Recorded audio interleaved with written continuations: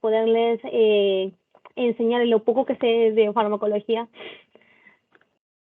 sobre farmacodinamia, ¿no? La clase pasada, acuérdense, habíamos hablado sobre farmacocinética, ¿no? Que era todo lo que nuestro cuerpo le hacía al fármaco, ¿no? Lo absorbíamos, lo transportábamos con proteínas, ¿no? Habíamos hablado de las proteínas también. La proteína más abundante de plasma, ¿no? Era la albúmina, ¿no? Fármacos que se unían a la albúmina, los que se unían menos, ¿no? ¿Qué características tenían? Sobre el metabolismo, ¿no? Cómo el cuerpo metabolizaba al fármaco para que sea más hidrosoluble, para que sea más polar y así sea más fácil para nuestro riñón de eliminar al fármaco de nuestro cuerpo, ¿no? Ya que es una sustancia exógena que en realidad no lo necesitábamos, pero por ayuda le hemos administrado, lo tenemos que eliminar, ¿no? No puede estar para siempre en nuestro cuerpo. Ya, introducción. Ahora vamos a ver todo lo que el fármaco nos puede hacer a nosotros, ¿no? El fármaco, el efecto del fármaco que nos da a nuestro organismo. Como introducción, la farmacodinamia es el estudio de los efectos bioquímicos, celulares y fisiológicos de los fármacos y su mecanismo de acción. O sea, a todo este efecto que hace el fármaco se le llama mecanismo de acción del fármaco, ¿ok? Como el mecanismo de cómo hace su acción el fármaco, ¿no? En pocas palabras. La base, ya lo vamos a poner, la base, ¿no? De la farmacodinamia está en estas proteínas que están en el plasma, en la membrana plasmática. Las proteínas que están incrustadas en la membrana plasmática, ¿no? Vemos la membrana de cualquier célula de nuestro cuerpo, ya sabemos, ¿no? Su estructura, una bicapa lipídica. No tenemos acá lípidos, por otro lado lípidos, doble capa, y tenemos muchas proteínas, ¿no? Proteínas periféricas, ¿no? Que no están incrustadas, y proteínas que están completamente incrustadas, ¿no? Las proteínas integrales de la membrana plasmática de nuestras células. El primer paso del mecanismo de acción farmacológica se basa en que el fármaco se une a estas proteínas que sirven como receptores, ¿ok? Primer paso, el fármaco se une a estos receptores. Ustedes ya en esta clase, al igual que la clase pasada, tienen que imaginarse, ¿no? Y ponerse en el sitio del fármaco para poder entender mejor la clase.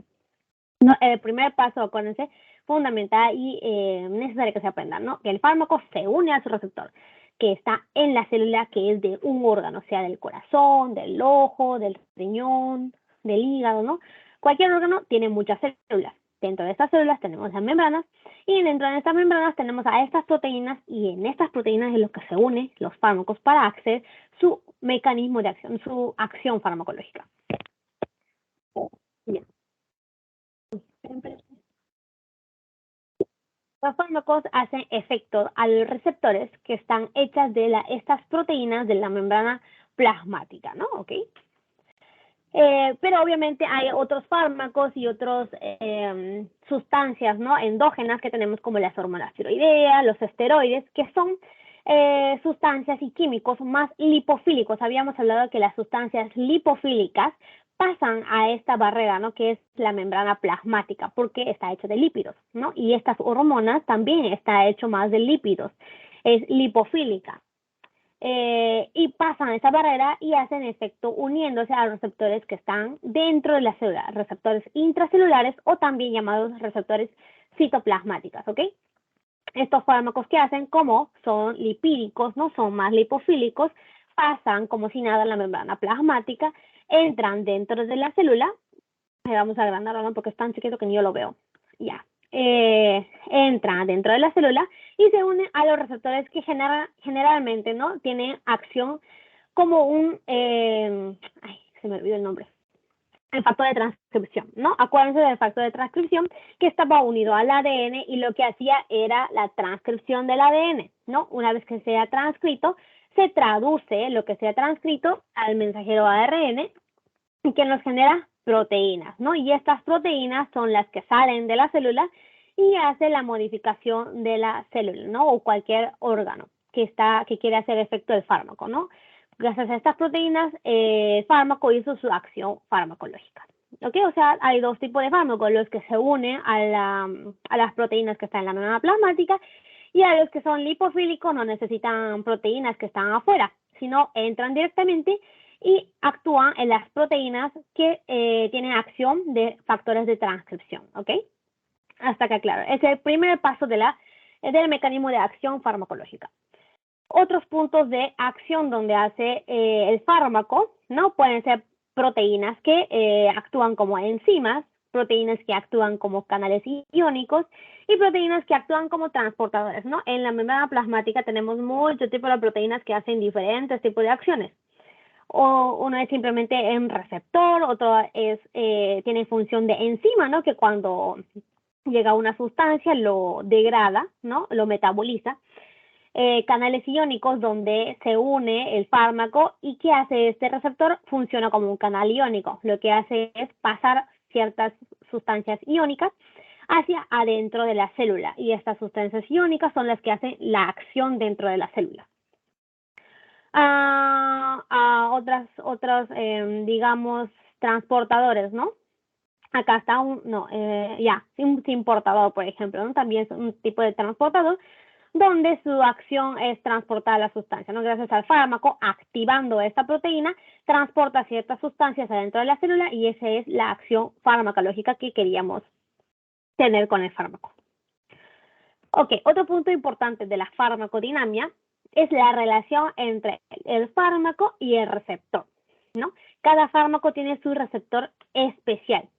La relación de este fármaco con su receptor es muy ¿no? afín, ¿no? Es como hablar de una relación entre la llave y su cerradura. O sea, tiene que encajar perfectamente esta llave a la cerradura, si no, no hace su acción, ¿no? De la llave, su función de la llave, que es abrir la puerta. Tiene que encajar perfectamente y tiene que ser de esa cerradura, ¿no? Que está en la puerta para abrir la puerta. Al igual, lo mismo del fármaco, tiene que ser su receptor especial, no se une a cualquier receptor, se une a su proteína, a su receptor especial para hacer su acción farmacológica, ¿no? Como la llave y la cerradura. Acuérdense de esta relación, ¿no? Del fármaco y su receptor, que es muy esencial, digamos. Especial. Afín, ya. Un ejemplo, ¿no? De las catecolaminas. Acá tenemos la glándula suprarrenal que nos libera muchos tipos de sustancias, hormonas, ¿no? Como las catecolaminas, los mineralocorticoides y los glucocorticoides. Acá en la médula, ¿no? De la glándula suprarrenal, lo que se libera es la catecolamina, ¿no? Varias catecolaminas, la adrenalina, la noradrenalina, que son sustancias endógenas, ¿no? Porque salen de nuestro cuerpo. Estas sustancias, estos químicos endógenos de nuestro cuerpo, ¿no? Usándolo como una referencia, un ejemplo, tiene muchos tipos de receptores, que obviamente las sustancias exógenas, que son los fármacos, también se pueden unir. Por eso primero vamos a hablar de un ejemplo más fácil, que es la adrenalina. ¿Ok? Tiene 5 tipos de receptores, la adrenalina. No, la adrenalina también se puede unir. Todas las catecolaminas se pueden unir a estos receptores. Su nombre va a ser receptores adrenérgicos alfa 1, alfa 2, beta 1, beta 2, beta 3. No son 5 tipos que están en diferentes órganos y según a qué receptor se está uniendo y según al órgano que se está uniendo, la misma adrenalina puede hacer diferente acción, pero es muy afín, ¿no? La adrenalina sí o sí se puede unir a estos receptores haciendo acción a los órganos. Por ejemplo, ¿no? Un ejemplo. Esto al final se tienen que aprender relativamente todo, ¿no? Por lo menos los puntos que ahorita les voy a decir se van a aprender. El receptor adrenérgico tipo alfa 1, ¿no? Del grupo de los alfa 1, está en los vasos sanguíneos, más específicamente en los músculos lisos de los vasos sanguíneos. ¿No? Cuando el fármaco o la adrenalina, en este caso que estamos usando el ejemplo, se une al receptor alfa 1, ¿qué ocasiona? Que ocasiona vasoconstricción, ¿ok? Vasoconstricción. ¿Qué significa eso? Que el vaso sanguíneo lo reduce el tamaño, ¿no? Reduce el diámetro del vaso sanguíneo, se hace chiquitito. ¿Esto qué nos puede ocasionar? Aumentar la presión arterial de nuestro cuerpo. ¿Vieron? Cualquier sustancia química que se una a este receptor, no sea adrenalina o un fármaco exógeno, da ese efecto a todo nuestro organismo. Pero primero se tiene que unir al receptor que está en un órgano que es el vaso sanguíneo y este vaso sanguíneo se va a contraer. ¿Y qué ocasiona esto? Aumento de la presión arterial, ¿no? Así se manifiesta en nuestro cuerpo la acción farmacológica, ¿ok? A ver, ese es el ejemplo del alfa 1. Ahora, en el mismo órgano, que es el vaso sanguíneo, que es el músculo liso del vaso sanguíneo, también tenemos receptores tipo beta 2, ¿ok? El receptor adrenérgico beta 2, que está también en el músculo liso de los vasos sanguíneos. ¿Qué hace? Cuando la adrenalina se une a este vaso sanguíneo, lo que hace es vasodilatación, hace una acción contraria al alfa 1. El beta 2 ocasiona, cuando se activa, ocasiona vasodilatación. ¿Qué significa eso? Que el vaso sanguíneo se va a dilatar, nos aumenta el diámetro y a nuestro organismo se transmite como la disminución de la presión arterial, ¿ok? Lo mismo con el útero. En el útero también tenemos, en el músculo liso del útero, tenemos a los alfa 1. Si se activa el alfa 1 por la adrenalina que se une, va a haber contracción del útero, que nos ocasiona que aumente el trabajo del parto, ¿no? Nos aumenta el trabajo del parto. El útero se contrae para que el bebé salga. En el caso del beta 2, que también está en el músculo liso del útero, si se une la adrenalina, lo que hace es inhibir el trabajo de parto. ¿Cómo? Inhibiendo la contracción del útero. Así tenemos diferentes efectos si la adrenalina se une al alfa 1 o al beta 2, ¿ok? Y estamos hablando de los mismos órganos. Otro dato importante que se tienen que aprender y anotar es sobre el receptor beta 1 adrenérgico. Lo vamos a hablar durante el parcial y también el final de estos receptores, por eso es que le estoy poniendo mucho hincapié a esto. El receptor beta 1, adrenérgico beta 1, es muy específico, digamos, del músculo cardíaco, del corazón.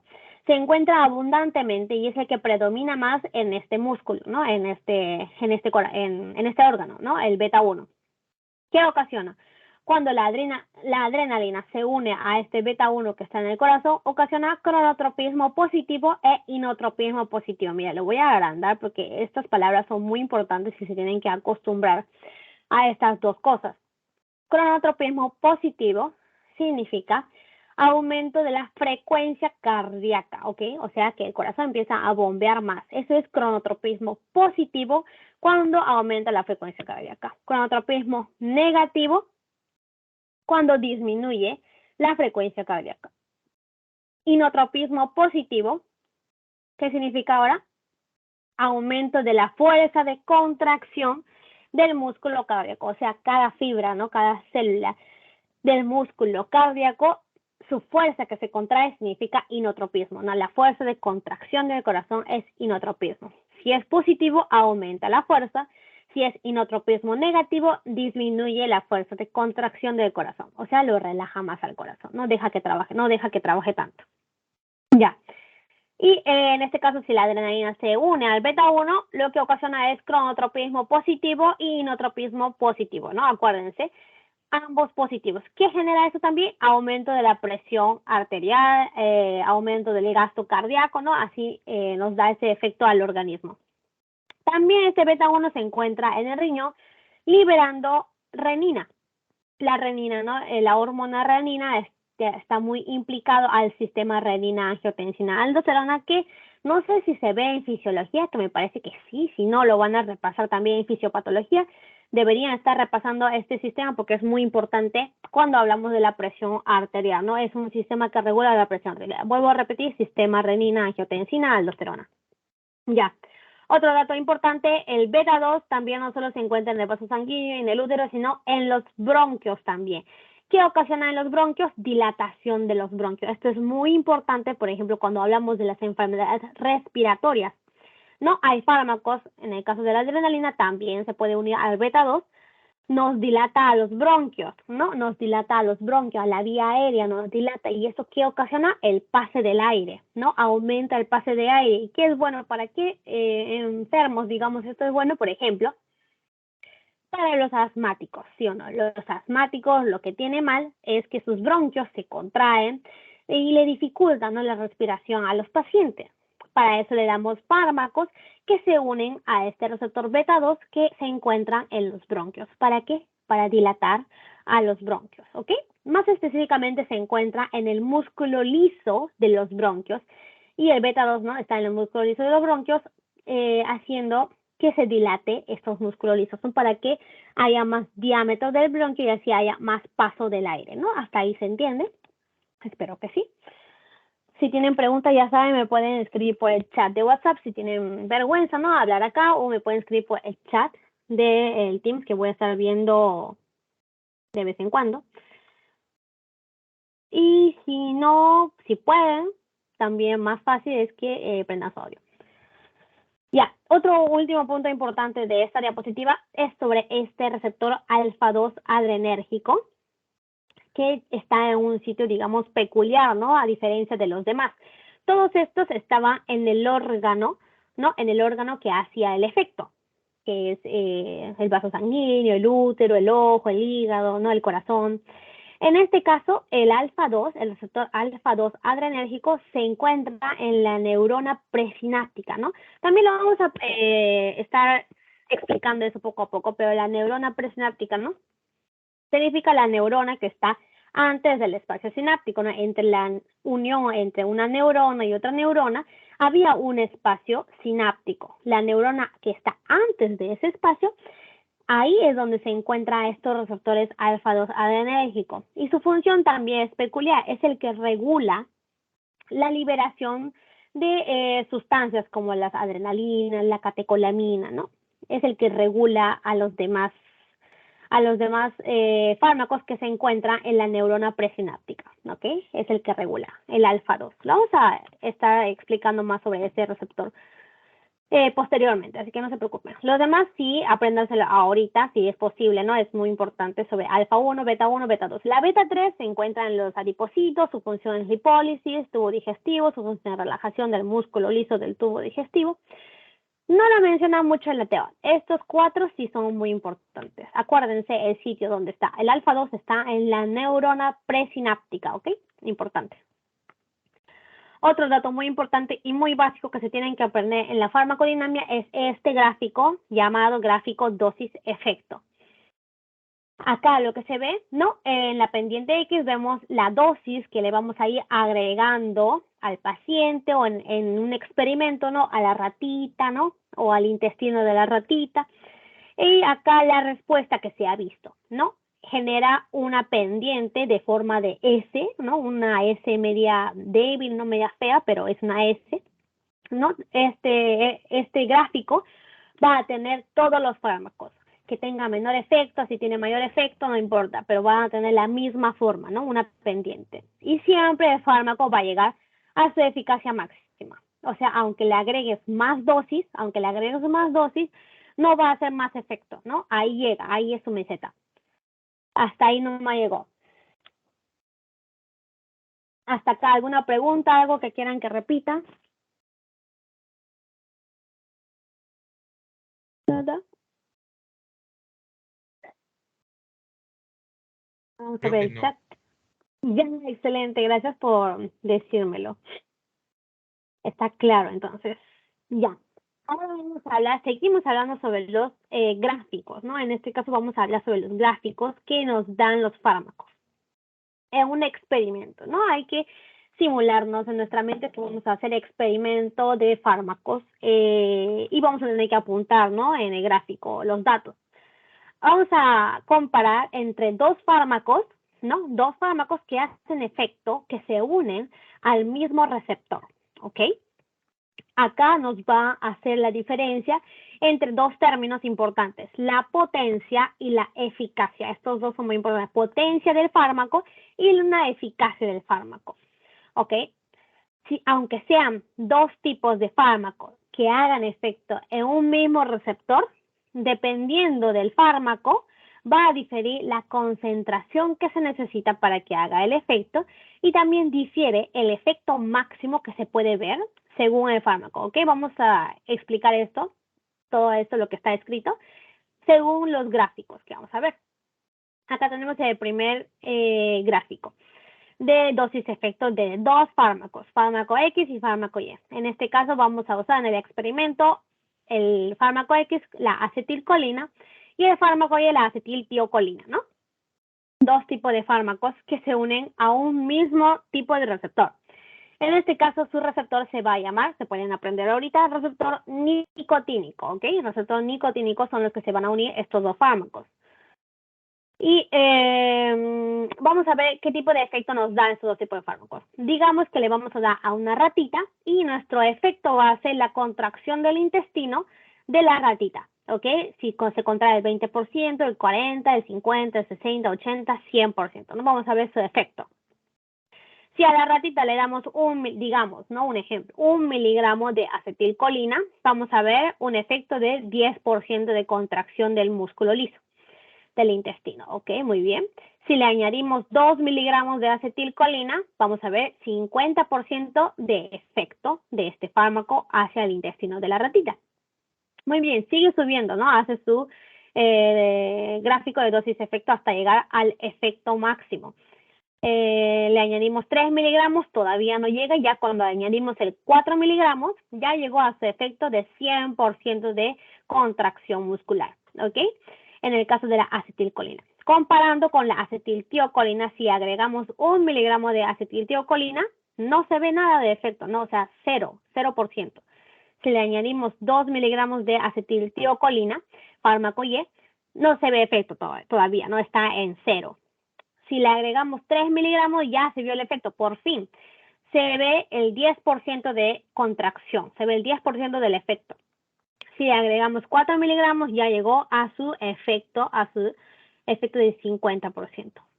En el caso del fármaco Y, necesitamos agregarle digamos, a ver cuánto es esto, 4, 5, digamos un 6 miligramos para recién llegar a su efecto del 100%. Ambos fármacos pueden contraer 100% el intestino de la ratita, pero uno necesita solo 4 miligramos, la acetilcolina, y el otro necesita 6 miligramos para llegar a su efecto del 100%, ¿no? Acá lo que estamos comparando es la potencia de un fármaco.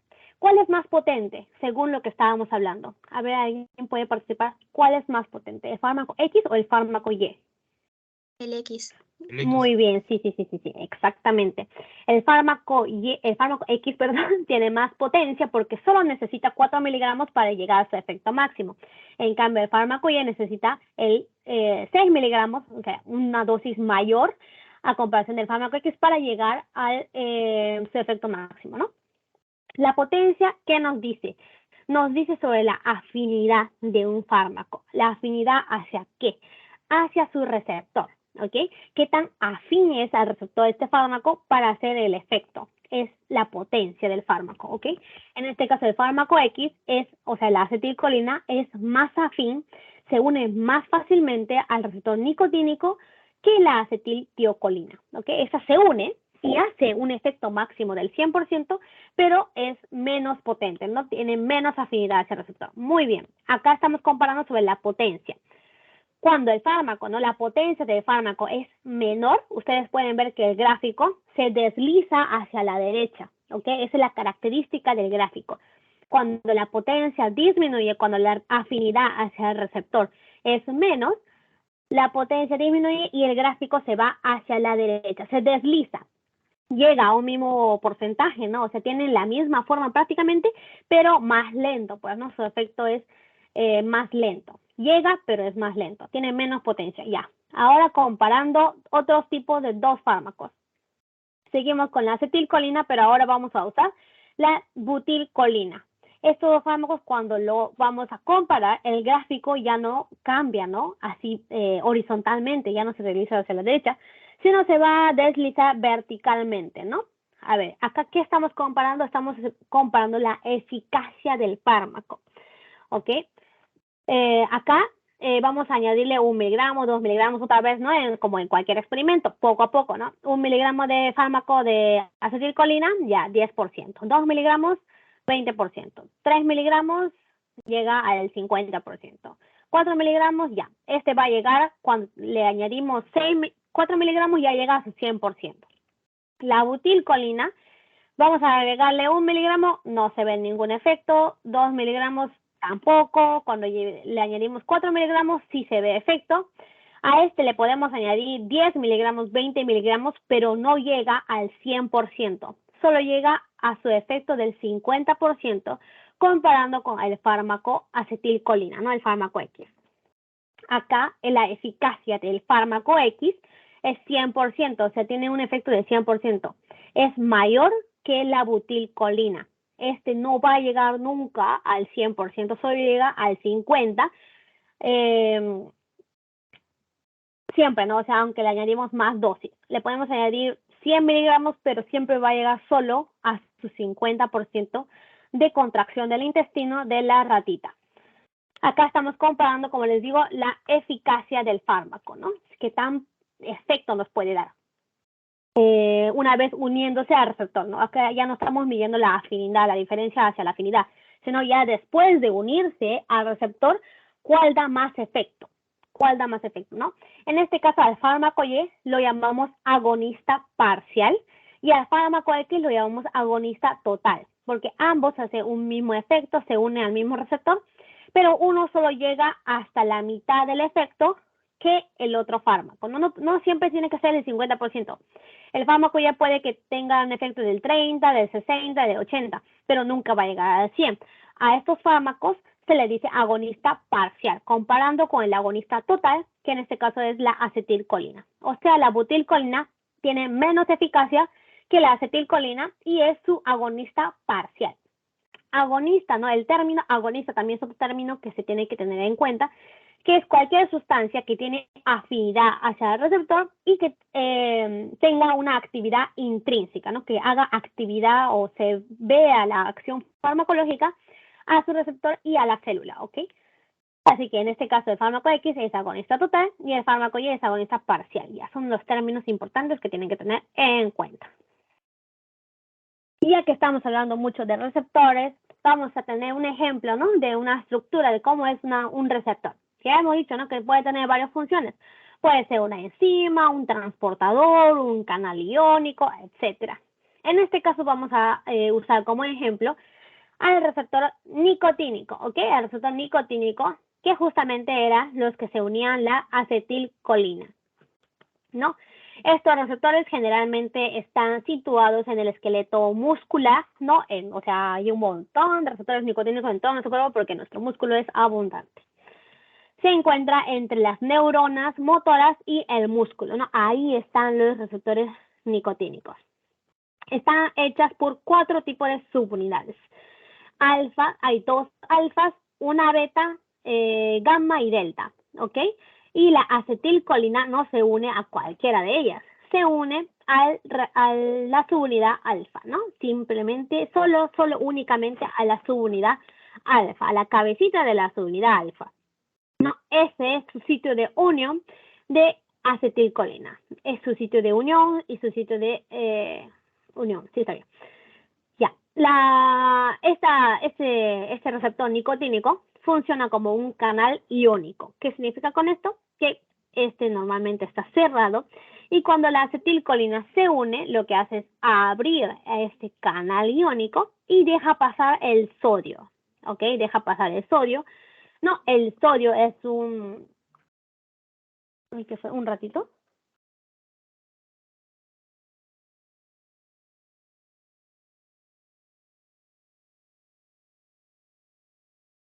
Un ratito, disculpen, parece que hubo un problema en uno de mis cursos.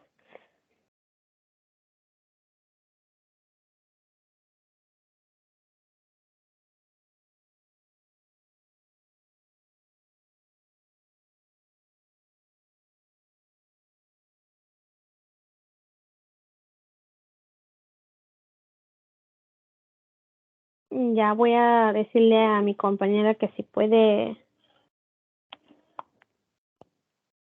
alegrarlo por mí, si no, vamos a tener una pausa de 5 minutos.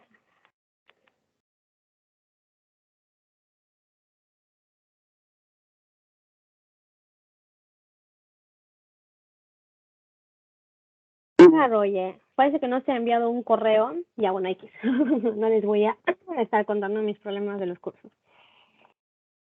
Terrible, en serio. Mal servicio. Ya. Ya, le estaba diciendo, ¿no? Que funciona como un canal iónico que lo que hace es dejar pasar, ¿no? Se abre y deja pasar al ion sodio. El ion sodio es un ion positivo que lo que hace es acumularse dentro de la célula, ¿no? Acá está la membrana plasmática, se acumula dentro de la célula y lo que hace es despolarizar a la membrana plasmática, ¿no? Despolarizar con su carga positiva. Y ya, esa despolarización se puede traducir como una contracción muscular al final. No, acá está, ¿no? Tenemos al espacio sináptico, acá tenemos la neurona, ¿no? presináptica en este caso, ¿no? Y acá es lo que están los receptores alfa 2 que hemos mencionado hace un ratito. Bueno, acá tenemos el espacio sináptico, ¿no? La acetilcolina viene dentro de la neurona motora y acá libera vesículas llenas de acetilcolina, ¿no? La acetilcolina viene y se libera al espacio sináptico y esta acetilcolina se une al receptor nicotínico y el receptor nicotínico, como es un canal iónico, se abre y deja pasar bastante sodio para que se despolarice las células. Ese es el efecto farmacológico, o bueno, el efecto en este caso de la acetilcolina. Ya, ya vimos un receptor. Disculpa, Dime. sí, ¿por qué en la imagen de la izquierda salen 5 subunidades con el beta y después salen 4? No. Eso es para, supongo que para que se vea mejor, ¿no? El pase del guión. Pero en realidad está hecha de 5 subunidades de 4 tipos, ¿no? O sea, uno es alfa, beta, gamma y delta. Solo que hay 2 tipos de subunidad alfa. Por eso son 5 subunidades, solo que la beta como estorba acá, para que se vea mejor, no supongo que lo han quitado en la foto, pero son 5. ¿Se entiende? Lo han quitado para que se vea el pase, ¿no? Para este dibujito. Genial. Ok, Solo gracias. eso. Ya, excelente. Gracias por participación. Ya. Ahora hablamos sobre los antagonistas. ¿Los antagonistas qué son? Los antagonistas son cualquier sustancia farmacológica, endógena, etcétera, que se une a un receptor porque tiene afinidad, ¿no? Si un receptor tiene afinidad con ciertos químicos, se une, pero no tiene una actividad intrínseca, a diferencia del agonista. El agonista sí tiene actividad intrínseca, o sea, sí tiene acción farmacológica. Pasa algo en la célula y eso nos transmite a nuestro organismo. Pero en los antagonistas no. Simplemente que hacen esto, estorbar. O sea, no hace acción y estorban a los agonistas para que no hagan la acción, los agonistas. En este caso tenemos 2 tipos. Tenemos varios tipos, pero en este caso vamos a hablar de 2. Ya, fármacos antagonistas competitivos y fármacos antagonistas no competitivos. Hay otros tipos de antagonismo, ¿no? Fisiológicos, químicos, que les recomiendo que revisen en su teoría. En este caso vamos a hablar de los 2 más importantes, que son los competitivos y los no competitivos. Como el nombre lo dice, ¿no? Estos van a ser competitivos, así que lo que se van a unir es al sitio de acción, al mismo sitio de acción que el agonista. Estorban, o sea, se unen, no hacen acción y lo que hacen es impedir a que el agonista se una. No, el agonista y el antagonista compiten por el mismo lugar de unión al receptor, ¿no? ¿Y qué característica tienen estos antagonistas que son reversibles cuando se aumenta la dosis del agonista? ¿Qué significa esto? Otra vez ejemplo, otra vez vamos a estar en nuestro laboratorio haciendo nuestro experimento usando 2 tipos de fármacos. No la adrenalina, que es el agonista total en este caso, y la fentolamina, que es el antagonista de la noradrenalina, ¿no? Vamos a tener ese tipo de gráfico ahora, de dosis-efecto, que se parece mucho más, se están deslizando hacia la derecha, ¿no? Eso significa una cosa que ya lo he mencionado. Acá dice, los antagonistas competitivos aumentan la concentración efectiva 50 sin modificar la respuesta máxima. Observamos que la curva se va hacia la derecha, ¿no? Esa es la característica cuando se le administra los fármacos antagonistas competitivos, que se desliza hacia la derecha. ¿Qué significa que se desliza hacia la derecha? Que disminuye la afinidad, ¿no? Habíamos visto cuando estábamos hablando de la potencia de un fármaco, ¿no? Comparando 2 fármacos, la potencia se está disminuida cuando el gráfico se va hacia la derecha, ¿no? El mismo gráfico nos da cuando añadimos un fármaco antagonista competitivo. Se desliza hacia la derecha. Calor, ya. Cuando agregamos un agonista solo, que en este caso es la noradrenalina, ¿qué ocurre, no? 1 miligramo se ve poquito de efecto, 2 miligramos se ve poquito de efecto. Cuando le añadimos ya 3 miligramos, se ve un efecto del 50%. A esa dosis le llamamos dosis efectiva 50, ¿no? Por eso es la DE50. Dosis efectiva 50, en este caso de la noradrenalina, digamos que es 3 miligramos. En realidad no es, ¿no? Pero 3 miligramos es su dosis efectiva 50. Cuando le agregamos solito, ¿no? A la ratita. Si le agregamos solito, su dosis efectiva 50 es 3 miligramos. Pero, y seguimos añadiendo, ¿no? Seguimos añadiendo. Con 6 miligramos, la noradrenalina llega a su efecto del 100%, si le agregamos solo. Si le agregamos a la ratita un agonista, ¿no? Que es la noradrenalina, y junto con la fentolamina, que es el antagonista, va a disminuir la potencia de la noradrenalina. ¿Por qué? Agregamos 1 miligramo, no se ve el efecto. 2 miligramos, no se ve. 3 miligramos, no se ve. 4, no se ve. Recién cuando le agregamos 5 miligramos de noradrenalina, recién se ve el efecto del 10%. Cuando le agregamos, ¿cuánto dije? Ya, 7 miligramos, recién va a ser la dosis efectiva 50 de la noradrenalina, conjunto con, digamos, 5 miligramos de fentolamina, ¿no? 5 miligramos de fentolamina, 5 miligramos del antagonista en este caso. Recién se ve el efecto del 50%. Si le seguimos agregando, obviamente, ¿no? Como son más concentración de la noradrenalina, digamos 10 miligramos, comparando con 5 miligramos de fentolamina, que es el antagonista, obviamente, la noradrenalina le gana, ¿no? Se une más al sitio de acción, ¿no? Porque están compitiendo entre estos dos, la noradrenalina le gana el sitio de acción y se ve más efecto. Y llegó a su efecto del 100% de la noradrenalina recién con 10 miligramos. Acá se veía con 5, creo que dije. Acá recién en 10 miligramos, ¿ok? Por eso dice que aumenta la concentración efectiva o dosis efectiva. 50 es lo mismo. Aumenta, ¿no? O sea, necesitamos más noradrenalina para que se vea un 50% y necesitamos más noradrenalina si queremos ver el 100%. Pero como bien acá lo dice, ¿no? Es reversible si se aumenta la dosis del agonista. Si vamos aumentando la dosis de la noradrenalina, que es el agonista, se va a ver un mismo efecto, ¿no? Del 100%. Solo necesitamos aumentar la dosis para ganar a la dosis de la fentolamina, que solo le agregamos en este caso 5 miligramos, ¿ok? Lo mismo acá, si acá dice agonista más dosis 2 de antagonista, o sea, el doble, digamos 10 miligramos. Necesitamos 20 miligramos de noradrenalina para que llegue a su 100%, ¿ok?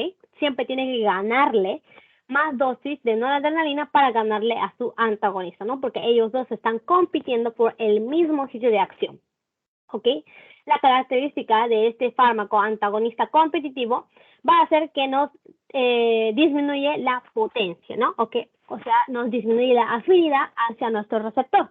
Es obvio porque están compitiendo, pues no, el antagonista competitivo está bloqueando nuestro sitio de acción y no nos deja hacer la acción del agonista. Ya, hasta acá. Espero que quede claro. Lo que disminuye, ¿no? el antagonista competitivo es la potencia del agonista. Ahora, a diferencia, ¿no? Del antagonista del antagonista competitivo, el antagonista no competitivo, lo que disminuye ya no va a ser la afinidad, ¿no? La potencia. En este caso, el gráfico ya no se está deslizando hacia la derecha horizontalmente, sino está deslizándose verticalmente hacia abajo. Lo que, digamos, acá estamos comparando lo mismo, ¿no? La noradrenalina y en este caso el antagonista no competitivo, que es la fenoxibenzamina. Si agregamos solo la noradrenalina, mira, tiene sus efectos, tiene su curva bien bonita, llega al 100%. Pero si empezamos a agregarle una dosis de fenoxibenzamina, que es el antagonista no competitivo, empezamos a disminuirlo, ¿no? Ya no llega al 100%. Peor, si le aumentamos la dosis del antagonista no competitivo, disminuye más su efecto máximo y solo llega al 50%. ¿Qué está haciendo acá? Disminuyéndole la eficacia, ¿no? El antagonista no competitivo, como el nombre bien lo dice, no compite con su sitio de acción. Tiene su propio sitio de acción donde se puede unir porque tiene afinidad hacia el receptor, pero no hace acción. Simplemente bloquea la acción del agonista, ¿no? La noradrenalina quiere venir, se puede unir a su receptor, pero no puede expresar, no puede hacer su acción farmacológica porque el antagonista no competitivo lo está impidiendo, uniéndose al mismo receptor. ¿Ok? Hace unión covalente con el receptor y desactiva completamente al receptor. Aunque se une el agonista, este receptor no va a poder hacer la acción que el agonista quería que haga. Disminuye los receptores disponibles para la adrenalina o noradrenalina, ¿no? Que hace que haya menos receptores. O sea, ya no tiene que ver mucho la potencia ni la afinidad hacia receptores, sino tiene que ver la eficacia, ¿no? O sea, que se une y haya acción. En este caso, como ya se unió el antagonista no competitivo, no va a haber acción. Es un antagonista irreversible. O sea que como lo desactiva completamente el receptor, ya no se puede revertir este efecto. Nunca se va a poder ver ya el efecto máximo que se había visto en la noradrenalina antes. Siempre solo va a haber un efecto del 50%, o sea, es irreversible a comparación del competitivo, ¿no? Este sí era reversible, sí llegaba a su 100% de efecto.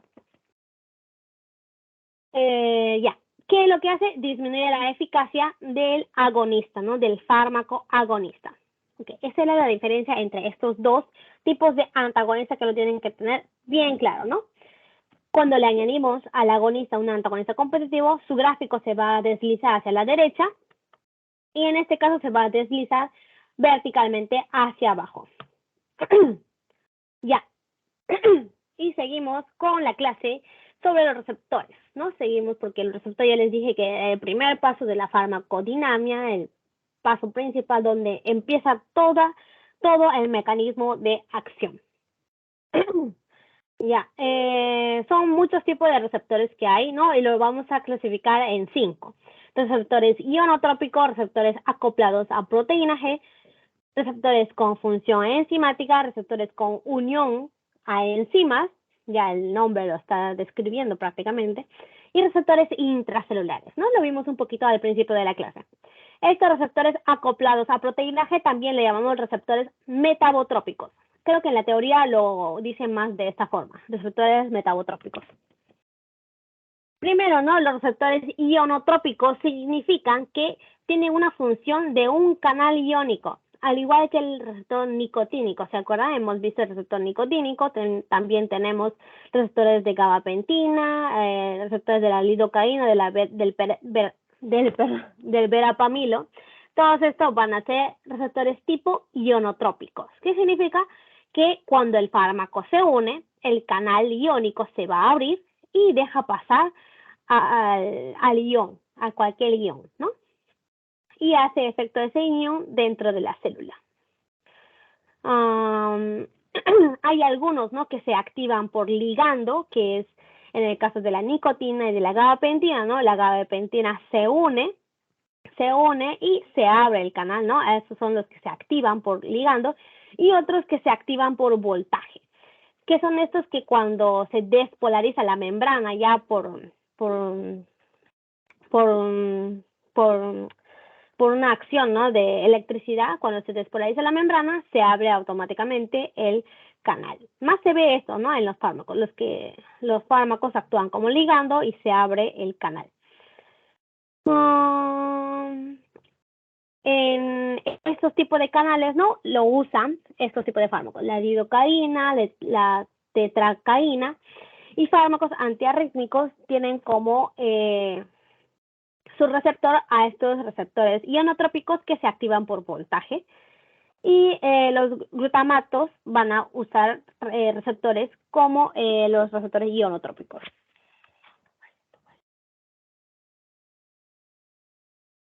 Ya, un ejemplo, ¿no? Que ya habíamos visto, el receptor nicotínico, hemos dicho que su acción es prácticamente despolarizar a la membrana plasmática de la célula. ¿Qué hace, no? Ya habíamos dicho esta unión neuromuscular, donde tenemos a la neurona que tiene muchas vesículas de la acetilcolina. La acetilcolina se va a liberar al espacio sináptico y va a buscar a su receptor nicotínico. El receptor nicotínico va a recibir a la acetilcolina, ¿no? Se une a la subunidad alfa, se abre el canal, deja pasar el sodio. ¿Y qué ocurre? El sodio era un ion positivo y va cambiando la electricidad de la membrana. Cuando llega a su potencial de acción, se despolariza la membrana.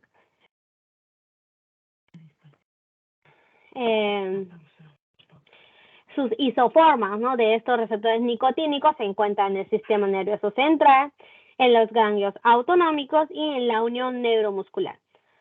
Por otro lado, ¿no? El receptor GABAérgico. van a ser receptores que usan los medicamentos como las benzodiazepinas, ¿no? Que son fármacos psicotrópicos, ¿no? Más que nada hace efecto en el sistema nervioso central. Van a ser efectos sedantes, hipnóticos y ansiolíticos, ¿no? Es como que va a calmar más el sistema nervioso central, estos receptores. Tienen esta forma, ¿no? Se parece al receptor nicotínico, tiene 5 subunidades, también tipo alfa, gamma, beta. No tiene la delta, no tiene 2 alfas y 2 betas. En este caso también va a ser un canal iónico, pero la diferencia es que va a dejar pasar el ion de cloro negativo, ¿no? A diferencia del sodio, que era positivo, en este caso este canal va a dejar pasar el cloro. Cuando la benzodiazepina se una a su receptor, ¿no? O el GABA se une a su receptor, va a abrir el canal iónico y va a dejar pasar el cloro, que en este caso es un ion negativo. Si es negativo, ¿no? La membrana plasmática ya no se despolariza. Ay, acá está mal. Despolariza, ¿no? Con P. Acá la membrana plasmática se hiperpolariza. Negativo. Hace dormir a la membrana plasmática. No se activa, no hay potencial de acción. ¿Qué hace? Inhibe la función del nervio del sistema nervioso gracias al GABA, ¿no? El GABA se une, abre el canal, deja pasar el cloro, se hiperpolariza y se inactiva ese nervio, ¿no? Ese nervio que tenía, ¿no? Este receptor GABAérgico. Ok, 2 tipos de receptores que hace. Uno despolariza y activa la membrana y otro lo hiperpolariza y lo desactiva la membrana, digamos. Acciones contrarias, ¿no? Porque dejan pasar diferente ion. Uy, ¿qué pasó? Acá se comió uno, creo. Ah, no. Ya. Ahora vamos a hablar sobre el segundo tipo de receptor. Receptor metabotrópico o también llamado acoplado a proteína G. Y vamos a volver. Acá tiene mucho que ver las vías de señalización que ocurre dentro de la célula. Lo mismo, ¿no? Esta es un tipo de vía de señalización. ¿Cuál es su acción principal? Es dejar que el ion sodio o dejar que el ion cloro entre y despolarice la membrana. Esa es su señalización intracelular. En este caso va a haber toda una vía de señalización. ¿Qué pasó? Una ¿Qué pregunta pasó? acerca de la Bien. diapositiva anterior. Era que el receptor nicotínico, creo.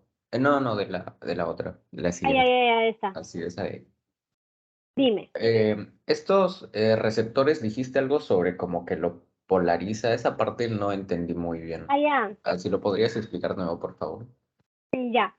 Lo que pasa es que cuando la membrana plasmática, ¿no? Acá este es un ejemplo, vamos a... Ya. Esta es la membrana plasmática de cualquier célula, ¿no? Imagínense, es la membrana plasmática de cualquier célula. Generalmente su electricidad, ¿no? Está positivo afuera de la célula y negativo dentro de la célula, ¿no? Ese es su estado normal, inactivo de la célula. Cuando el sodio pasa, como es un ion positivo, despolariza a la membrana. ¿Qué significa? Que lo convierte en positivo a la membrana, ¿no? A una electricidad positiva. Positivo, positivo, positivo. Se puede ver con las figuritas. A eso significa despolarizar a la membrana, porque lo está convirtiendo a una electricidad positiva. ¿Se entendió esa parte? Y eso también es una señal. O sea, la despolarización de una membrana plasmática es un tipo de señal que nos da a la célula. Y esta señal puede llevar a otras acciones dentro de la célula que lo vamos a explicar luego, ¿no? Pero primero se quedan con que el canal iónico nicotínico, su función es despolarizar a la célula, como dejando pasar al sodio. Y en este caso, no está acá, pero se hiperpolariza la membrana porque de lo que ya estaba negativo se pone más negativo porque entra el cloro, que es un ion negativo, o sea, la membrana plasmática va a estar más negativo. A eso le llamamos que se hiperpolariza, ¿no? Se hiperpolariza la membrana. Ya. Ahora hablamos sobre el receptor metabotrópico. A ver qué hora es. Ha pasado 1 hora, sí, tenemos tiempo. El receptor metabotrópico, ¿no? Usa mucho una vía de señalización más compleja que el canal iónico. En este caso está compuesta por 3 cosas. El receptor en sí, donde se une cualquier sustancia o el ligando, ¿no? En este caso, que puede ser un fármaco, el receptor, el transductor, que en este caso es la proteína G, y el amplificador. ¿Ok? Amplificador. En este caso va a ser las adenilciclasas. Puede haber otros tipos, ¿no? Que lo vamos a mencionar ahorita. Pero en este caso vamos a ver el ejemplo de la adenilciclasa. Acá estamos hablando sobre el receptor del glucagón, ¿no? Que es una hormona que nos ayuda a elevar el azúcar en la sangre, ¿no? Tiene su receptor, en este caso el glucagón va a tener un receptor metabotrópico, que tiene sus componentes, receptor, transductor y amplificador.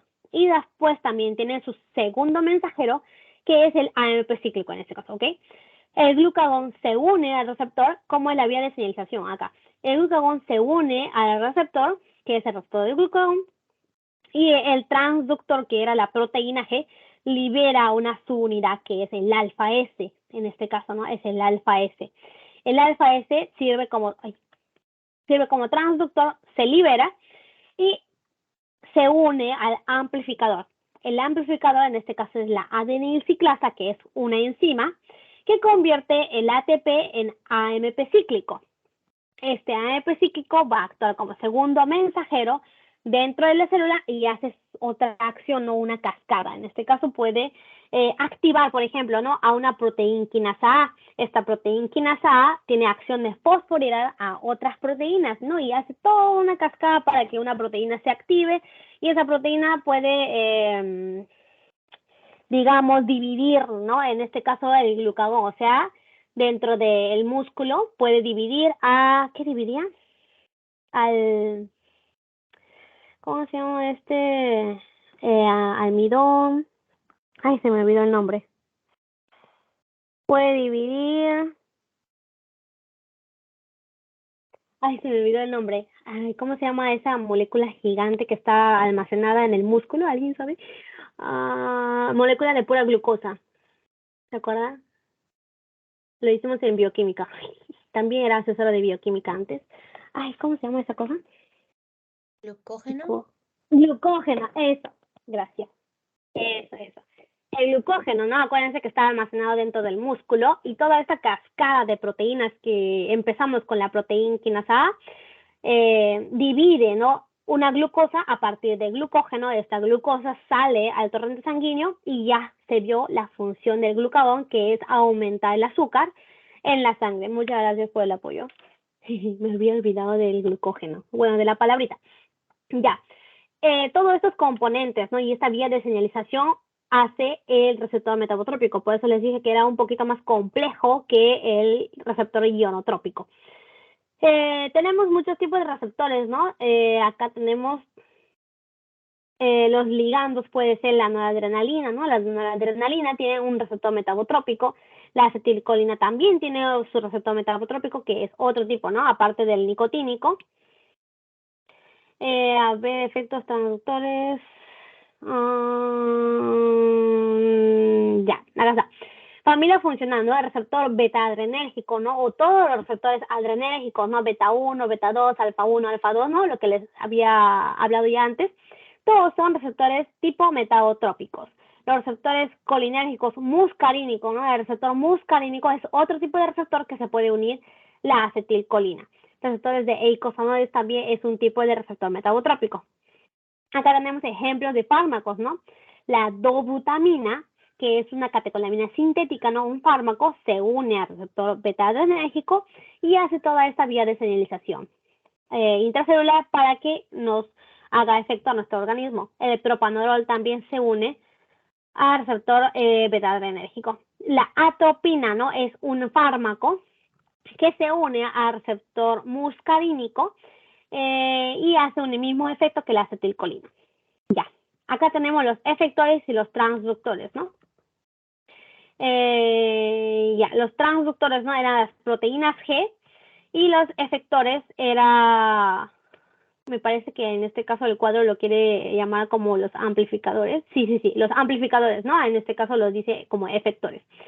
En este caso el GS, ¿no? Es la proteína tipo S, eso es muy chiquito, vamos a agrandarlo. En este caso el transductor, ¿no? Del receptor beta-adrenérgico es la proteína GS, tipo GS, y su efector va a ser la adenilciclasa. AC es adenilciclasa.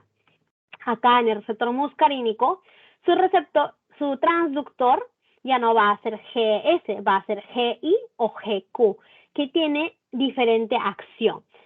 Y en este caso el efector va a ser el fosfolipasa C, ¿no? La fosfolipasa C, la PLC fosfolipasa C. Y acá también, ¿no? El receptor de eicosanoide tiene sus transductores, que es la proteína GS, GI y también puede ser la GQ, dependiendo de qué tipo de receptor de eicosanoide estamos hablando. Y ya les había explicado, ¿no? Sobre su cómo hace efecto. El ligando viene, el L de ligando viene, ¿no? Cuando no está activo, cuando todavía no está funcionando este receptor, la proteína G está unido al receptor, está uniéndose, está unido y no se ha liberado nada.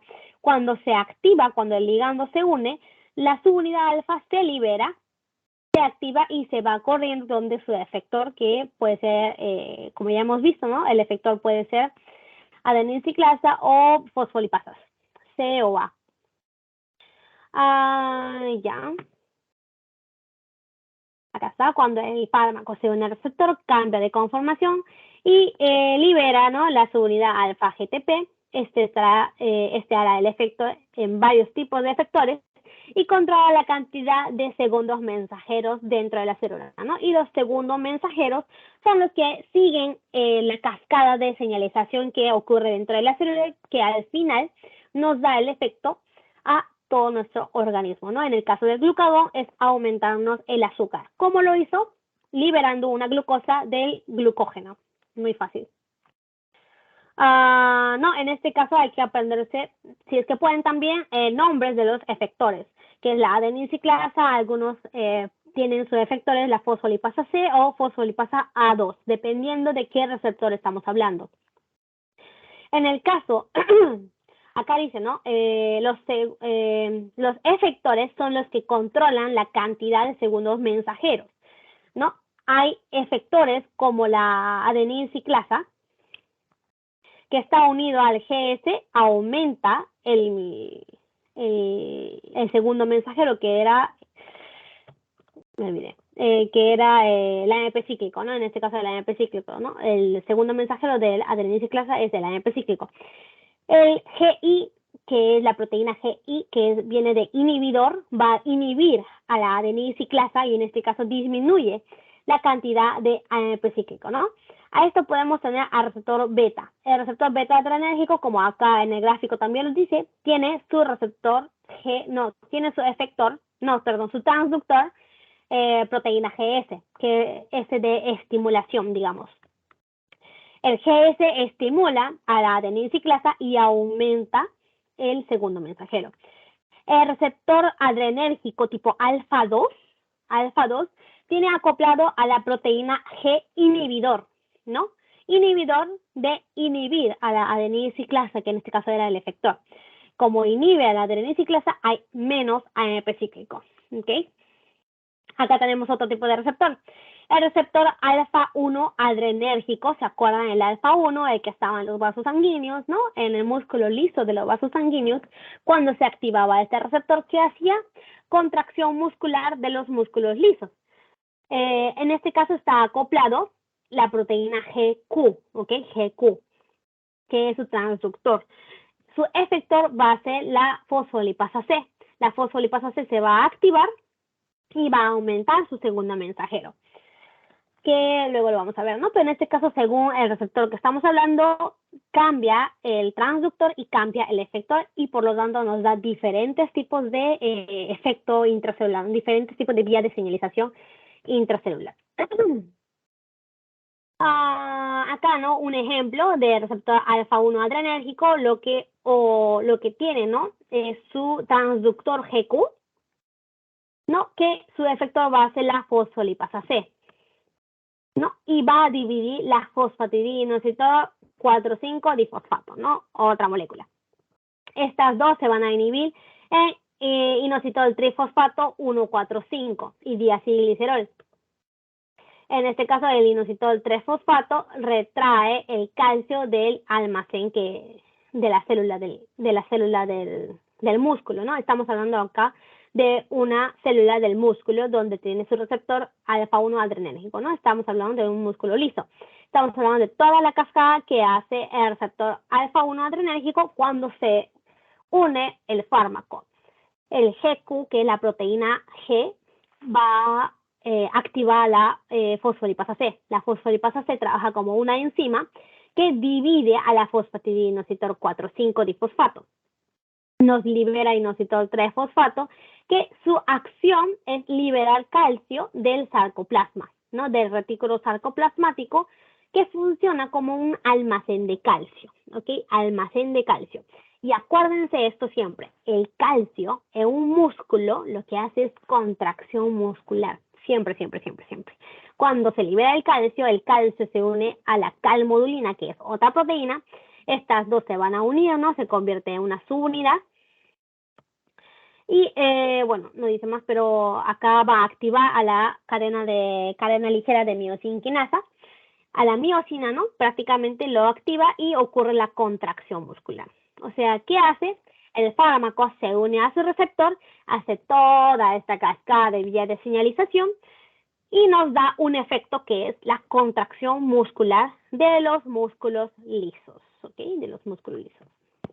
Sí, medio aburrido este tema tal vez para ustedes porque hay muchos nombres de los químicos, pero es necesario acordarse, ¿no? De que siempre va a haber una cascada intracelular y todo esto gracias al fármaco que se une a su receptor. Ya, seguimos con los tipos de receptores. Tercer tipo, hablamos de los receptores con función enzimática. Ya, me duele el cuello. Acá tenemos tipo de receptores, ¿no? Receptores de tirosininasa, que es un ejemplo, ¿no? Que el mismo receptor tiene función enzimática. En este caso, pueden ver acá, cuando el receptor ligando no está unido, no tiene ninguna acción enzimática. Cuando el ligando se une, va a convertirse en una subunidad acá, ¿no? Se une, van a convertir en dos unidades y va a tener la acción enzimática, ¿no?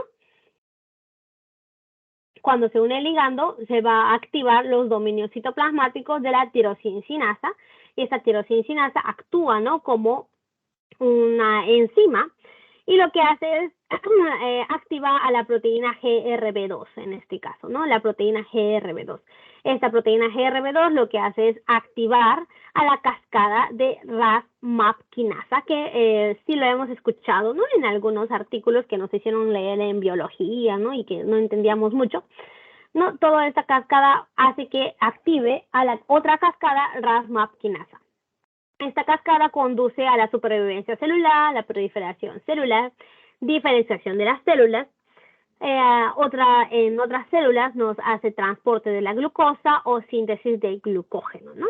Toda esta acción nos hace a nuestro organismo cuando se une el ligando, ¿no? Al receptor tirosininasa, en este caso, el tirosininasa que tiene su acción enzimática, ¿no?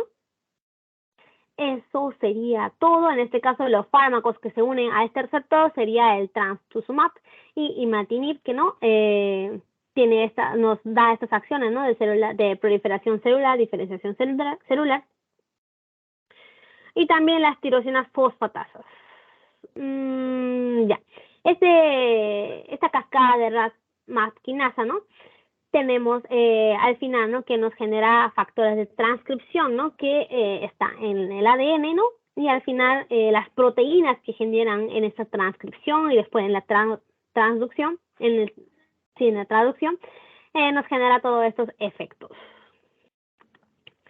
Ya. Y acá, a diferencia, ¿no? De estos receptores que tenían función enzimática, acá los receptores van a estar acoplados a otras enzimas, ¿no? Acá un ejemplo van a ser los receptores de las citocinas que se liberan, ¿no? En ciertas señales intercelulares. A ver, tenemos los receptores de citocinas que nos da la cascada de JAK-STAT, ¿no? La cascada de JAK-STAT, que también lo hemos escuchado en algunos sitios. Acá se van a unir las interferonas, los fármacos, ¿no? Los interferones o las anakindas. Son los fármacos que se van a unir a estos tipos de receptores que están acoplados a enzimas. Otras sustancias endógenas como las hormonas de crecimiento, las citocinas, las prolactinas también tienen estos tipos de receptores. Acá en la enzima JAK, que es llanusinasa, ¿no? Son los que están acoplados a estos receptores que activa al STAT, ¿no? Y es por eso que se genera, ¿no?, la cascada de JAK-STAT de las citocinas, ¿no? Y este complejo de subunidad de 2 STAT es lo que va a ir dentro de la célula, ¿no?, cerca del núcleo, va a entrar al núcleo y unirse, ¿no?, al factor de transcripción para regular, ¿no?, para hacer la expresión genética, ¿no? La tirosininasa intracelular está unido al JAK, que es el que se activa, ¿no?, la enzima que se activa intracelularmente. El JAK va a activar al STAT como fosforilando. El JAK va a fosforilar al STAT, a la proteína STAT, para que siga con la cascada, ¿no? Como les dije, se translocan al núcleo y regulan la transcripción. Y ya habíamos hablado, ¿no?, de estos receptores intracelulares, que esto es específicamente para las sustancias endógenas lipofílicas y también para los fármacos lipofílicos, ¿no? Un ejemplo es el cortisol. El cortisol, las hormonas tiroideas sintéticas, los tiazolidinedionas, esos fármacos van a ser lipofílicos, ¿no?, que hacen que ignoren, ¿no?, a la membrana plasmática prácticamente, porque también la membrana plasmática está hecha de lípidos, ¿no? Ya habíamos dicho eso. Ingresan directamente al citoplasma. Acá en el citoplasma van a esperarles proteínas que se unen. Una vez uniéndose, ¿no?, generando una subunidad con esta proteína citoplasmática, que es su receptor, funcionan como factores de transcripción que va a ir directamente al ADN para empezar la transcripción de ciertos genes, ¿no? Estos ciertos genes van a generar proteínas y las proteínas son las que nos va a dar el efecto. No, ejemplo, receptores de glucocorticoides, mineralocorticoides, estrógenos, vitamina D activa. Todos estos son sustancias lipofílicas, ¿no?, que va a ir directamente al citoplasma. Se convierte en factor de transcripción y regula la expresión de genes. ¿No? Pueden ver acá que se está uniendo, ¿no? Y se está transcribiendo el gen que se desea y generan proteínas. La actividad de estos fármacos se basa en controlar el aumento o disminución de las expresiones de las proteínas, ¿no? Ya, ahora hemos terminado, ¿no?, con los 5 tipos de receptores que existen en el organismo, ¿no? O la clasificamos en 5 tipos. Los más importantes y los más que van a ver van a ser los primeros dos, ionotrópicos y metabotrópicos, ¿no? Esos dos sí lo tienen bien claro. El último es súper fácil y los demás tienen acción enzimática. Bien fácil. Ya, ahora vamos a hablar sobre la relación entre la acción farmacológica que nos da al cuerpo y las dosis que se va a administrar de los fármacos, ¿no? De cómo lo llamamos. Este es un tema muy fácil. Primero que nada, como ya les dije, ¿no?, el fármaco se le administra, ¿no?, en el experimento, se le administra poco a poco. Y ahí hemos definido, ¿no?, la dosis que se puede administrar a un humano, ¿no? Le añadimos poco a poco, ¿no?, a la ratita, y hay ciertas dosis que no hay el efecto, ¿no? Como ya lo hemos visto, ¿no?, en los gráficos. Le añadimos 1 miligramo, 2 miligramos, 3 miligramos, 4 miligramos, y en la butilcolina, por ejemplo, ¿no?, le agregamos 5 miligramos y no se veía efecto. A esas dosis de fármacos, que sí, hasta 5 miligramos, se le llama dosis sin efecto. Llegamos a 6 miligramos y se le ve efecto al ratoncito, ¿no? Se le contrae el intestino. A esta dosis mínima, que es 5 miligramos, bueno, 6 miligramos en este caso, 6 miligramos, se le llama dosis mínima efectiva, ¿no? La dosis mínima donde se vio el primer efecto. Luego de eso, vamos a ir a un rango donde va a ser la dosis terapéutica. Le agregamos 7, 8, 9, 10 miligramos y es la dosis terapéutica de este fármaco. Llegamos a 20 miligramos y empezó a aparecer toxicidad del fármaco. Le empieza a doler, digamos, mucho la barriga al ratoncito. Ese 20 miligramos va a ser la dosis mínima tóxica, ¿ok?, del fármaco. Y seguimos ya a partir de esa dosis de 20 miligramos, va a ser una dosis tóxica, 21, 22, 23, 24, 25, 30 miligramos, y los ratoncitos empezaron a morirse. Un ratón que se muera, ya esa va a ser dosis mínima letal del fármaco, 30 miligramos. Ya a partir de eso va a ser 35, 40, va a ser dosis letal, que nunca se le va a dar al paciente, obviamente. No, al paciente lo que se le va a dar es la dosis terapéutica, ¿no? Normalmente se trata al paciente en el rango de la dosis para uso clínico, ¿no? Que es la dosis terapéutica, ni siquiera la dosis tóxica, dosis terapéutica. Ya. Acá otro punto importante que siempre pregunta en los parciales es la relación entre la acción fármaco y la dosis de administración. Seguimos, ¿no? Con ese mismo tema. Vamos a hablar sobre el índice terapéutico. El índice terapéutico, ¿qué es? Nos refleja la seguridad relativa de un medicamento. Se calcula a partir de la curva dosis-respuesta, ¿no? De estos gráficos que estábamos viendo durante toda la clase, que se obtiene de los animales en experimento, ¿no? Le añadimos, ¿no? No se ve efecto, la dosis no efectiva, y empezamos con la dosis efectiva. Empezamos con la dosis terapéutica, le agregamos, y llegamos a la dosis efectiva 50, que ya habíamos dicho que es la dosis del fármaco que cuando le añadimos nos da el 50% del efecto. Esa dosis efectiva 50 va a ir lo vamos a dividir con la dosis letal 50, ¿no? De la dosis letal 50, que significa que si le damos a 100 ratitas el fármaco, ¿no? De esta dosis de, digamos, 100 miligramos, a 50% de los ratones se van a morir, ¿ok? Esa es la dosis letal 50, que el 50% se muere. No, lo dividimos la dosis letal 50 entre la dosis efectiva 50, y ese es nuestro índice terapéutico. Y esto que nos va a reflejar qué tan seguro puede ser el fármaco. Obviamente, si este índice terapéutico es mayor, ¿no? Si la dosis letal es 300 miligramos, ¿no? Nunca vamos a llegar a esa dosis, nunca le vamos a dar esa dosis.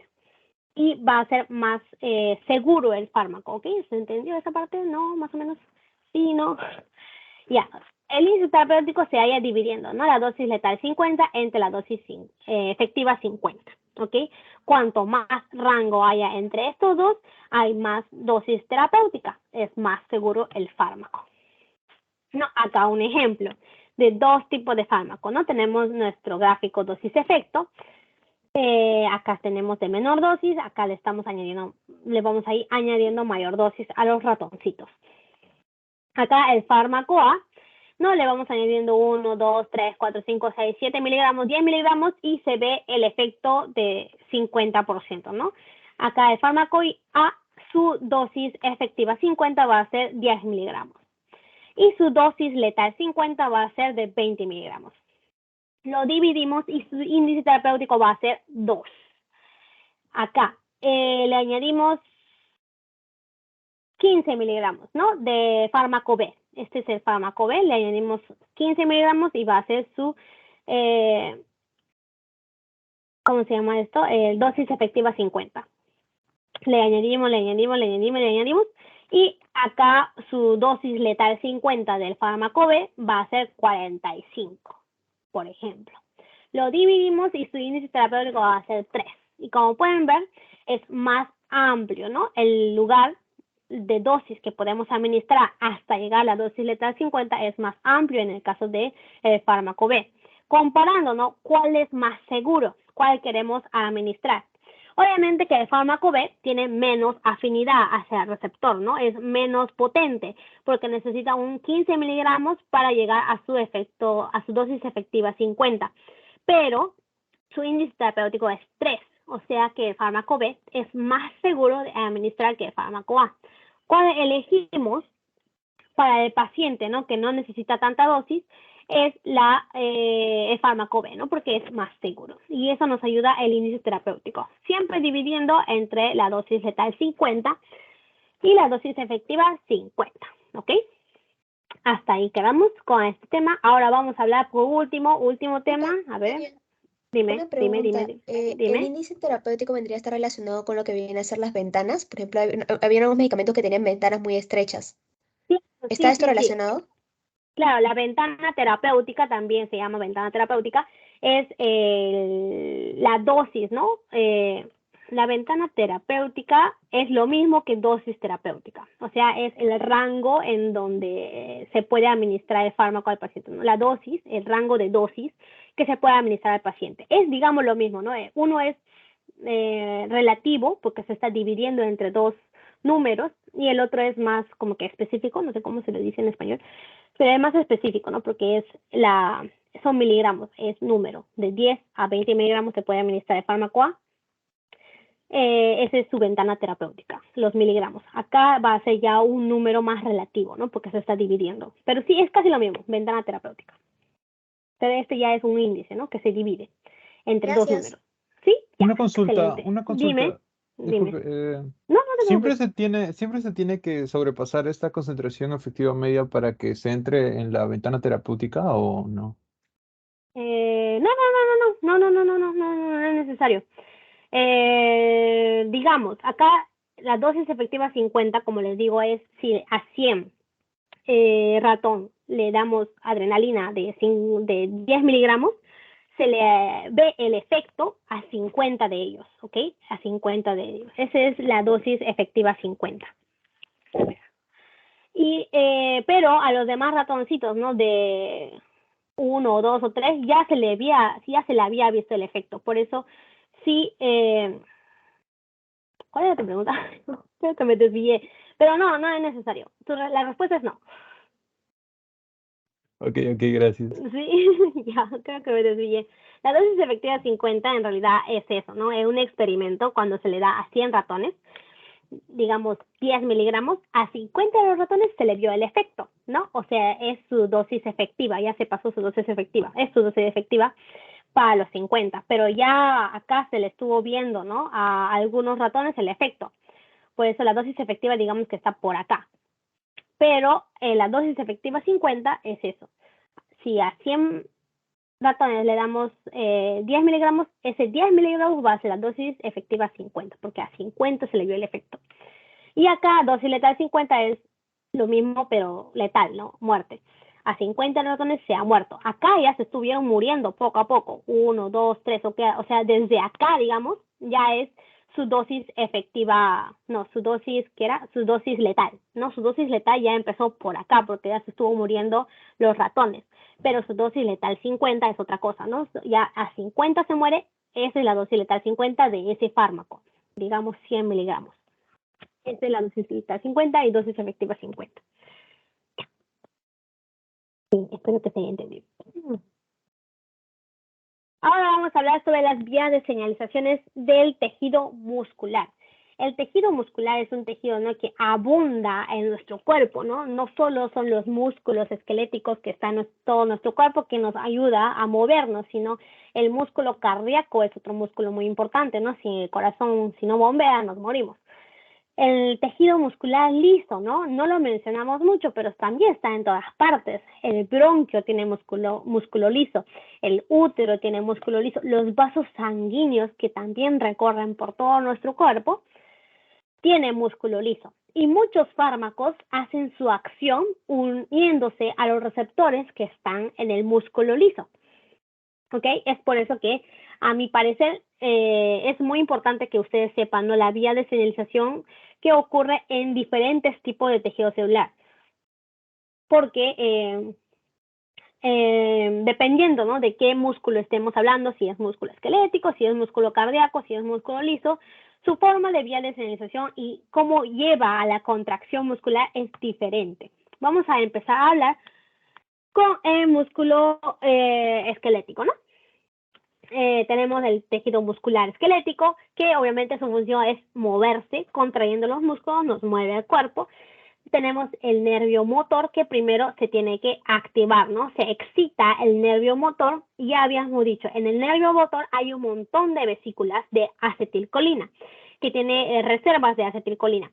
Cuando el nervio se excita, estas vesículas viajan cerca, ¿no?, al exterior del nervio y se libera. la vesícula se libera y genera mucho acetilcolina, ¿no? La acetilcolina se libera, a ver, ya, tenemos, ¿no? Acá la unión neuromuscular. Se libera la acetilcolina gracias a la excitación del nervio motor y busca a su receptor nicotínico, ¿no? El receptor nicotínico ya habíamos dicho que su función era abrir el canal de sodio y el sodio pasa adentro de la célula, ¿no? Empieza a acumularse. El sodio es un ion positivo y va a ocurrir un potencial de acción, ¿no? Llega a un umbral donde aumenta la carga eléctrica, llega a un potencial de acción y se despolariza la membrana, ¿ok? Esta despolarización de la membrana, ¿no? La electricidad va a pasar por los túbulos T que están en la fibra muscular, ¿no? Esta fibra, estos túbulos T, su función, digamos, es pasar esta excitación, esta despolarización de la membrana, lo transmite gracias a los túbulos T a todas las fibras musculares que están ahí. En este túbulo T lo que encontramos son los receptores dihidropiridinas, ¿no? Los dihidropiridinas están en el receptor túbulo T que hacen cuando se despolariza la membrana. Acá tenemos receptores que se activan con el voltaje, ¿no? Con la despolarización, o sea, cuando la membrana está cargada positivamente, se activa y libera, se abre y deja entrar calcio adentro de la célula, del músculo, ¿no? De la fibra muscular. Este calcio lo que activa es el receptor rianodina que se encuentra en los retículos sarcoplasmáticos del músculo, ¿no? De la célula músculo. Estos retículos sarcoplasmáticos es un almacén de calcio, ¿ok? El calcio se libera cuando el receptor rianodina se activa. Hay un montón de calcio intracelular, acá también todavía tenemos muchas cascadas, pero que no lo vamos a mencionar ahorita. Este calcio se va a unir a la fibra de la actina, ¿no? Y hace el puente cruzado, ¿no? La actina se une con la miosina, la fibra de miosina, y hace el puente cruzado. Este puente cruzado, cuando se arma el puente cruzado, ocurre la contracción muscular. Y así es como el tejido esquelético se contrae, ¿no? Con toda esta cascada que ocurre intracelularmente. Todo gracias a que se libera la acetilcolina en la unión neuromuscular, se activa el receptor nicotínico, hace toda esta cascada, se libera bastante calcio, el calcio nos ayuda a hacer el puente cruzado que nos genera contracción muscular, ¿ok? La miosina, la actina se une y hacen contracción muscular y nos movemos, ¿no? Todos los movimientos los hace eso el nervio motor, ¿no? Nos controla el nervio motor. Ahora vamos a hablar sobre el músculo cardíaco, que obviamente, a diferencia del músculo esquelético, no es una contracción involuntaria. Gracias a los estímulos eléctricos que mandan las células de marcapasos autónomas, ocurre la contracción del corazón, ¿sí o no? Al marcapasos no son las células autónomas que están en el corazón derecho, ¿no? En la aurícula derecha, que se le llama nodo sinusal, ¿no? Nódulo sinusal. Estas células mandan electricidad, se despolariza la membrana y activan al canal L, que está en las fibras de los músculos cardíacos, ¿ok? El canal L deja pasar bastante calcio y lo que hace es activar este calcio al receptor de las rianodinas, ¿no? Que en dónde estaban, estaba en el retículo sarcoplasmático que está en los músculos lisos, ¿no? Que funcionan como almacén de calcio.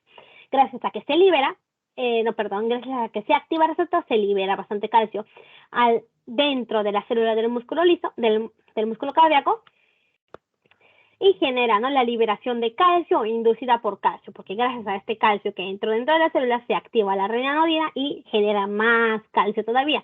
Este calcio, lo mismo, se une a la actina, activa la actina, y se une con la miosina, hace el puente cruzado y ocurre la contracción muscular del tejido cardíaco, ¿no? A diferencia del músculo liso, que se parece bastante, es que hay esta liberación calcio inducida por calcio y que el estímulo principal eléctrico no es gracias a la acetilcolina, sino a los marcapasos autónomos. Después, ¿no? Ustedes saben que el músculo cardíaco es un músculo que se contrae, se relaja, rítmicamente, ¿no? Todo el rato. Y es por eso que los calcios que se han liberado se tienen que reabsorber para que ya no haya contracción, se tienen que liberar para que haya contracción. Eso es controlado por esta bomba de calcio que está regulado por una proteína acá, que se llama fosfolamba. Esta fosfolamba está unida a esta bomba de calcio que controla la reabsorción. Está controlándolo negativamente. Cuando esta fosfolamba, controlado negativamente significa que cuando este fosfolamba está activo, no hay reabsorción, y cuando está inactivo hay reabsorción de calcio, ¿ok? Cuando está activo no hay reabsorción, hay contracción muscular porque hay bastante calcio, y cuando se está inhibiendo se reabsorbe calcio y no va a haber contracción muscular, ¿ok? Hay fármacos que se unen a este fosfolamba inhibiéndolo. ¿Con qué fin? Con el fin de aumentar la reabsorción de calcio al sarcoplasma. Cuando hay bastante calcio, ¿no? Cuando se reabsorbe todo el calcio posible a este sarcoplasma, a la siguiente contracción va a haber más calcio, y eso nos aumenta la fuerza de contracción del músculo cardíaco. Y eso ya lo vamos a ver, ¿no? En clases posteriores, ¿no? Esos tipos de fármacos que se unen al fosfolamba para aumentar la fuerza de contracción del corazón. Ya. Último, ¿no? Último tejido muscular, que es el tejido muscular liso.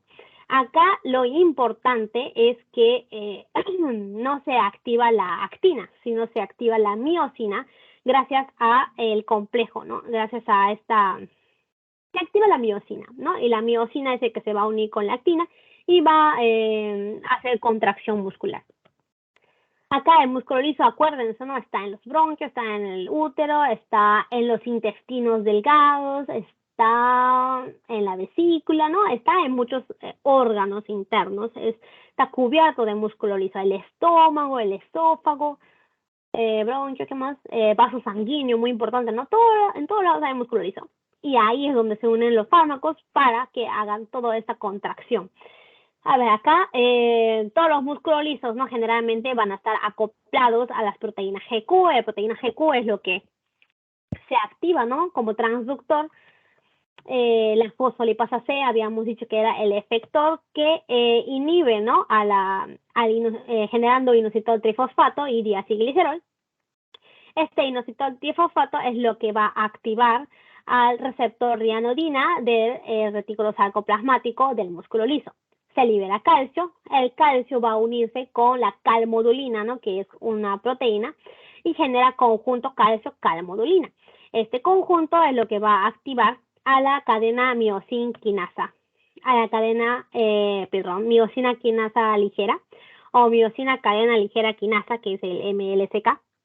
Esto va a activar a la miosina y genera puente cruzado para hacer la contracción del músculo. Por lo contrario, ¿no? Cuando se inactiva esta MLCK, va a ocurrir la relajación del músculo. Y hay fármacos también que van a fosforilar a estas miosina cadena ligera quinasa para relajar el músculo liso, ¿no? Que ya vamos a hablar poco a poco en las siguientes clases. Esto era lo básico, ¿no? Las primeras 2 clases les dije que era lo básico, ¿no? De farmacología. Hemos hablado de farmacocinética, farmacodinamia, las 2 clases más fáciles y más importantes de la farmacología.